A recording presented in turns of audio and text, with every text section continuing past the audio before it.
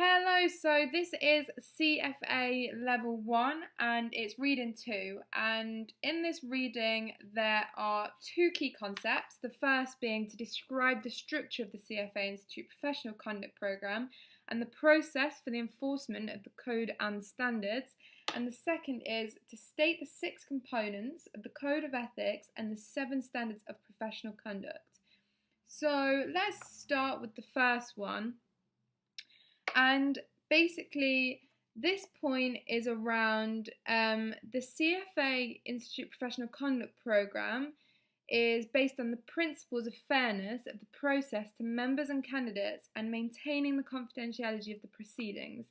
So, the CFA Institute Professional Conduct staff conducts inquiries related to professional conduct, and there are several circumstances that can prompt such an inquiry, and you just need to know them. So there's 5 of them, and here they are. The first is self-disclosure.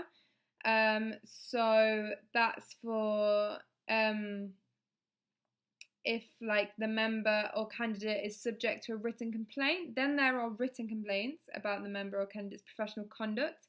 Then there's evidence of misconduct. So that's through public sources such as media or broadcast, media article or broadcast. Then there is a report by a CFA exam proctor of a possible violation during the examination. And then the final 5th one is analysis of exam materials and monitoring of social media by the CFA Institute. So that might be something that wasn't necessarily in the exam in previous years, you know how they keep updating them. So that's all you need to know for the first key concept. The second one is around, firstly, the 6 components of the Code of Ethics. So here they are, bullet pointed. The first I have is to act with integrity, competence, diligence, respect, and in an ethical manner. Place the integrity of the investment profession and the interests of clients above your own personal interests. To use reasonable care and exercise independent professional judgment,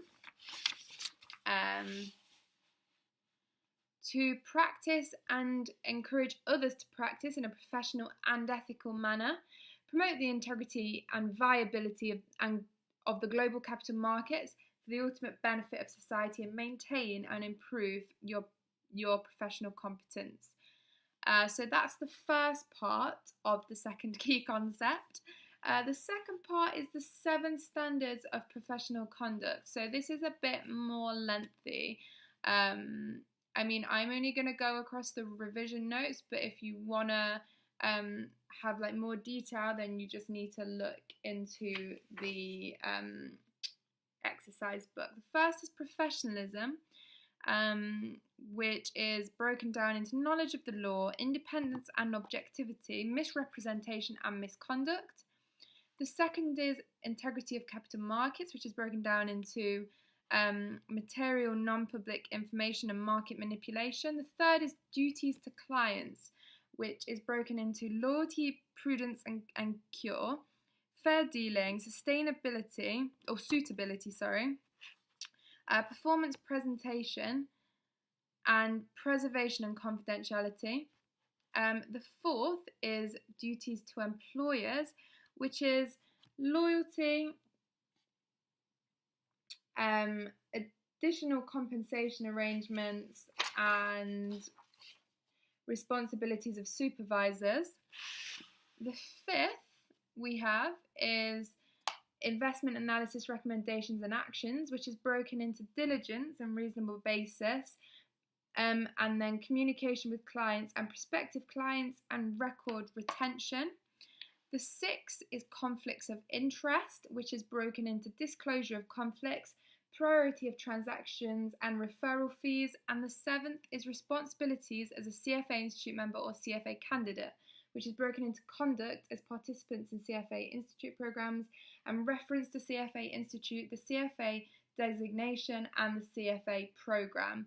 So, as I say, this is just revision material. It's just going over the key concepts and what you need to know. For more information and to go into more depth, you will have to read the books. But I hope that that was helpful. And if you want to subscribe to see more, click the links below.